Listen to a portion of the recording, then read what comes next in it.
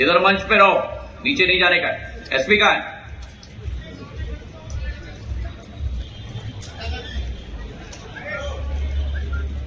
बुलाओ एसपी को। मंच पे खड़े रहो तुम। एक एक प्रशासन का आमला एक एक योजना के लिए के साथ इस गाड़ी के साथ चलेगा। ये प्रचार की गाड़ी नहीं है। प्रधानमंत्री जी का संकल्प है कि 100% जितनी भी योजनाएं भारत सरकार की हैं, 100% उसका लाभ मेरे देश के एक एक गरीब को मिलना चाहिए। मेरे भाई और बहन, एक जमाना था इस देश में 65 वर्ष जहां मेरे देश के नागरिकों को, मेरे गुना के नागरिकों को प्रशासन के इर्द गिर्द घूमना पड़ता था, लाइनें लगती थी, 5 दिन 6 दिन सुनवाई नहीं होती थी। आज प्रधानमंत्री जी के नेतृत्व में जो सरकार बनी है, आपको प्रशासन के चक्कर नहीं लगाने होंगे। प्रशासन आपके घर पे दस्तक देगा आपकी सेवा करने के लिए। मेरे भाई और बहन, नमस्कार, मैं हूं संजीव श्रीवास्तव। आप देख रहे हैं 4 PM न्यूज नेटवर्क। ये हैं ज्योतिरादित्य सिंधिया, देश के प्रधान सेवक, भाई नरेंद्र मोदी कैबिनेट के सहयोगी। उड्डयन मंत्रालय का प्रभार इनके पास है। मध्य प्रदेश के बड़े नेताओं में शुमार हैं। कभी कांग्रेस में हुआ करते थे, नहीं पटी नहीं जमी तो भारतीय जनता पार्टी में आ गए। स्वयं को महाराज कहलाने से गुरेज परहेज दिखलाते हैं।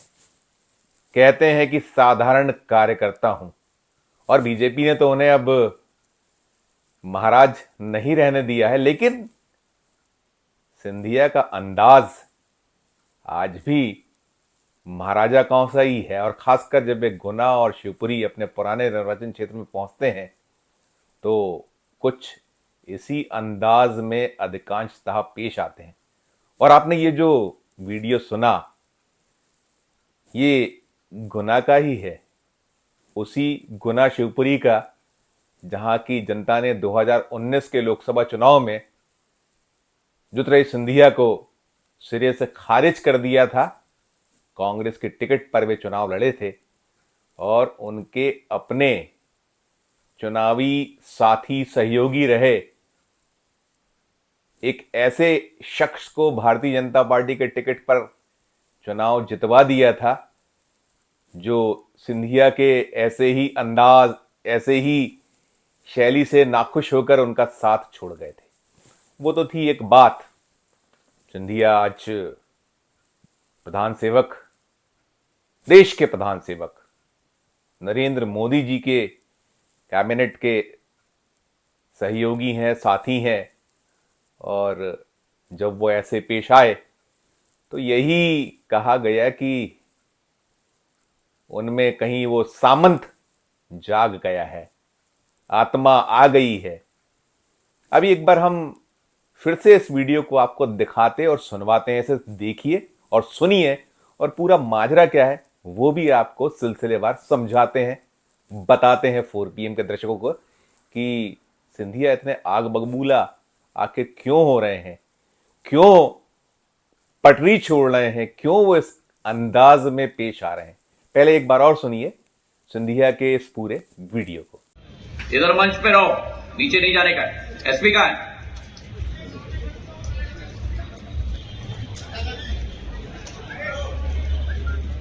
बुलाओ एसपी को। मंच पे खड़े रहो तुम। एक एक प्रशासन का आमला एक एक योजना के लिए के साथ इस गाड़ी के साथ चलेगा। ये प्रचार की गाड़ी नहीं है। प्रधानमंत्री जी का संकल्प है कि 100% जितनी भी योजनाएं भारत सरकार की हैं, 100% उसका लाभ मेरे देश के एक एक गरीब को मिलना चाहिए। मेरे भाई और बहनों, एक जमाना था इस देश में 65 वर्ष जहां मेरे देश के नागरिकों को, मेरे गुना के नागरिकों को प्रशासन के इर्द गिर्द घूमना पड़ता था, लाइनें लगती थी,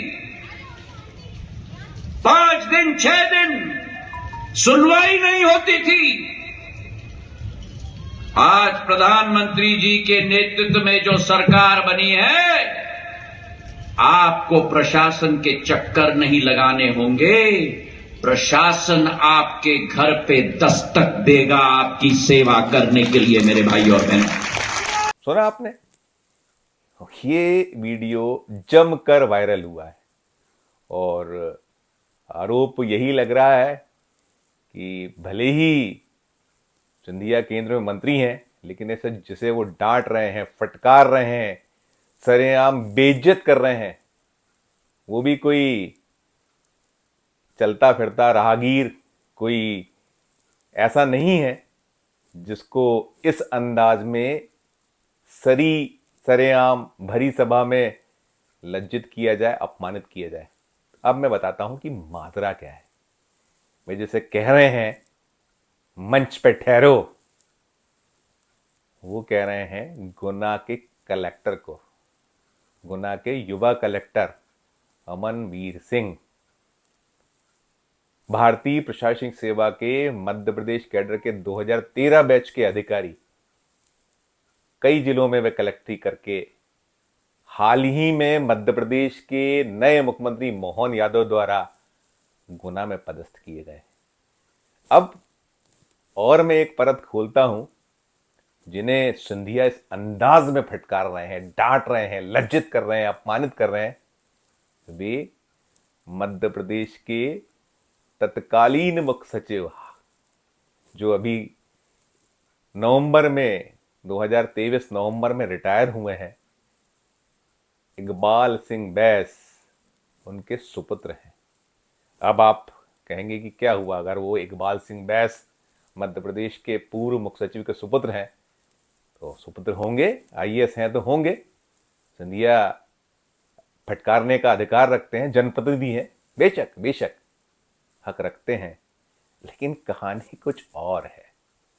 इसके पीछे की कहानी ये भी है कि इकबाल सिंह बैस वे अफसर हैं जिन्होंने पिछले 20 सालों में सिंधिया की नाक में कई बार दम किया।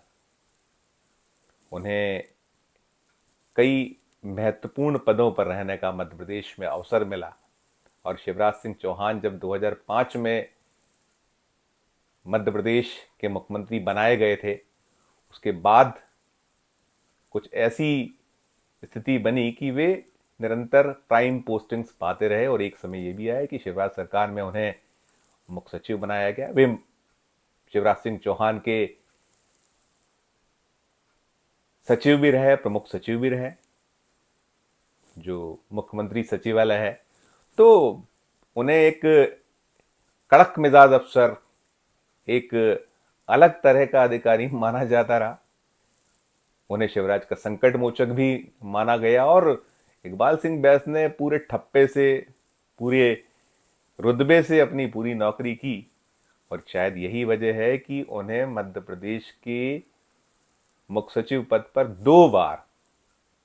2 मर्तबा एक्सटेंशन भी हासिल हुआ। और वो अगर एक्सटेंशन मिला तो शिवराज सिंह चौहान की जो उन पे कृपा रही, या वो एक दूसरे के लिए जो भी करते रहे, वे ढाल बने रहे मुख्यमंत्री की, और जैसा मुख्यमंत्री ने चाहा वैसा वो, खासकर जो एक नकेल कसने की बात होती है, जहां जिसको कितनी चाबी घुमानी है, भरनी है, कुछ वैसा अंदाज इकबाल सिंह बैस का रहा करता था।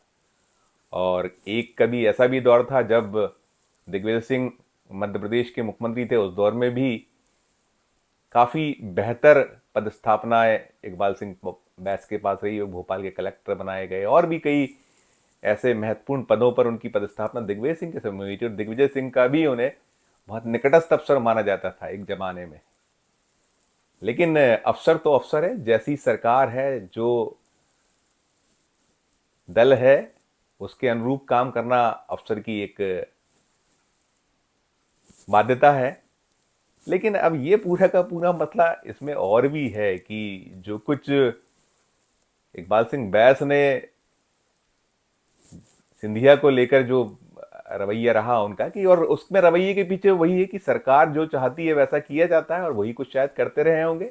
लेकिन हाँ, सिंधिया और बैस एक दूसरे को पसंद ना करने वाली बातें बहुत होती थी। अब बाद में जब सिंधिया कांग्रेस छोड़कर बीजेपी में आ गए तो वहां एक जो हमको दिखाना होता है वो ठीक है, लेकिन पर्दे के पीछे कहानी बहुत बदली नहीं थी। जहां जो निर्देश होते थे उसी का पालन होता था। और एक अवसर तो ऐसा भी आया कि सिंधिया के साथ जो कांग्रेस छोड़कर विधायक कांग्रेस के बीजेपी में शामिल हुए थे और फिर बीजेपी के टिकट पर चुनाव लड़कर चुनाव जीते और शिवराज सरकार में मंत्री बने। और मंत्री तो उन्हें पहले ही बना दिया गया था जब वो छोड़कर आए थे और शिवराज सिंह चौहान की सरकार बन गई थी। बाद में उपचुनाव में टिकट मिले और जीते और मंत्री कई लोग रहे। और ऐसे ही मंत्रियों में एक जो महेंद्र सिंह सिसोदिया बड़े खास समर्थकों में शुमार होते हैं ज्योतिरादित्य सिंधिया के। उनके तो बहुत पंगे हुए, बहुत एक बयानबाजी भी उन्होंने इकबाल सिंह बैस को लेकर की। उन्होंने भरे मंचों से कहा कि शिवराज सिंह चौहान तो बहुत शानदार मुख्यमंत्री हैं, बहुत भले मुख्यमंत्री हैं और सौभाग्य है मध्य प्रदेश का कि वो मध्य प्रदेश के मुख्यमंत्री हैं। जब शिवराज सिंह चौहान मुख्यमंत्री हुआ करते तो साथ में ये भी कहा कि वे सदा सदा मुख्यमंत्री बने रहे, सदैव उनको ये पद मिला रहे। लेकिन इकबाल सिंह बैस मुख्य सचिव का जो दायित्व और जो उनका पद का निर्वहन करना चाहिए उसे लेकर उनकी रही कि नहीं, वो शब्द ही नहीं है। एक बार तो महेंद्र सिंह सिसोदिया ने ये तक कहा था और साथ में ये भी कहा था कि जो प्रशासन निरंकुश है, बेलगाम है, उसकी वजह मुख्य सचिव ही हैं, इकबाल सिंह बैस ही हैं। ये भी बयान दिया गया था। अब ये अलग बात रही कि 2023 के चुनाव में महेंद्र सिंह सिसोदिया टिकट मिल जाने के बाद चुनाव हार गए और एक ऐसे शख्स ने उन्हें चुनाव हराया जो कभी शिवराज सिंह चौहान के कैबिनेट में रहे मंत्री का सुपुत्र है, उसने हराया। और ये भी हुआ कि पंचायत मंत्री जो पद था महेंद्र सिंह सिसोदिया के पास, गुना से ही वे आते हैं और उसी क्षेत्र में उनका एक वीडियो भी वायरल हुआ था जिसमें भ्रष्टाचार के बहुत सारे आरोप उनके उसके बाद लगे थे। किसी से वो सौदा करते, कथित सौदा करते, उस वीडियो को में दिखाए गए थे, जिसकी पुष्टि तो हमने कभी नहीं की। हमने उस वीडियो को जरूर देखा था, दिखाया भी था अपने चैनल पे, लेकिन वो चर्चित रहा था और उसमें बहुत सारे इफ एंड बट हुए थे और यही कहीं था कि इसके पीछे कोई ना कोई है। तो कुल मिलाकर जो राजनीति होती है उस राजनीति के ही हिस्से, अंश सब माना जाता रहा था। जो वृतांत होता रहा था, चाहे वो सिंधिया और इकबाल सिंह बैस के बीच में कुछ कथित खटपट हो या वो मंत्री के बयान, जो सहयोगी शिवराज सरकार में जो मंत्री होता था, जो एक सिंधिया के समर्थक के नाते जगह पाया था, उसको लेकर जो उसका वीडियो वायरल होना, बयान आना, सबको राजनीति का हिस्सा और अंश माना जाता रहा। और अब दिलचस्प है कि अमनवीर सिंह को अभी हाल ही में, ध्यान होगा हमने खबर 4 PM पर दिखाई थी, दर्शकों को स्मरण हो जाएगा,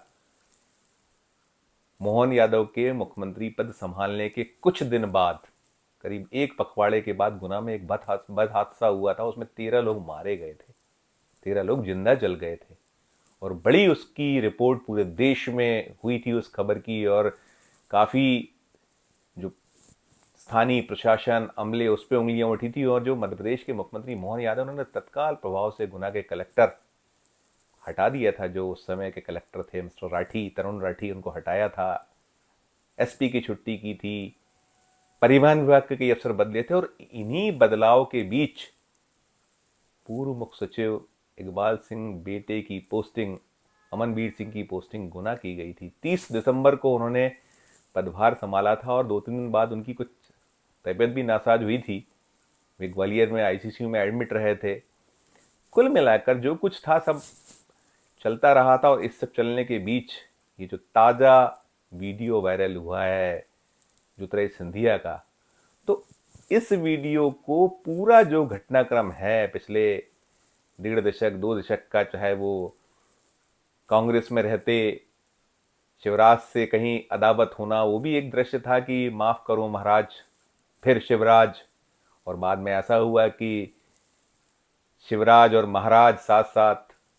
तो राजनीति है, राजनीति का रंग है, राजनीति के रंग आते रहते हैं और जब आते हैं तो हम आपको दिखाते भी हैं। लेकिन जो ये वीडियो वायरल हुआ है सिंधिया का, इसके बाद सवाल यही उठाया जा रहा है कि क्या हो गया है महाराज को।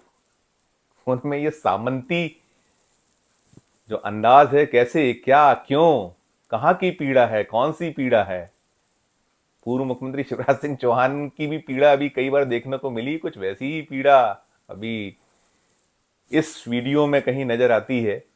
और सवाल यही है कि देश के प्रधान सेवक नरेंद्र मोदी के कैबिनेट के युवा सहयोगी, उनका ये ऐसा अंदाज क्यों, किस लिए। और साथ साथ ये भी हो रहा है कि महाराज ने प्रधान सेवक की जो उनकी अपनी वो कहते हैं उसकी जगहसाई करा दी है। इस वीडियो में फिलहाल इतना ही। हम फिर किसी नए वीडियो के साथ आपके समक्ष उपस्थित होंगे। हमारा मध्य प्रदेश का ये चैनल नया है, इसे लाइक कीजिए, इसे सब्सक्राइब कीजिए, हमारे इस वीडियो को अधिक से अधिक लोगों से शेयर भी कीजिए और इस वीडियो के कमेंट बॉक्स में जाकर कमेंट जरूर कीजिए कि ये वीडियो आपको कैसा लगा। और देखते रहिए 4 PM Madhya Pradesh, 4 PM national और 4 PM हमारे अन्य राज्यों के चैनलों को। धन्यवाद, नमस्कार।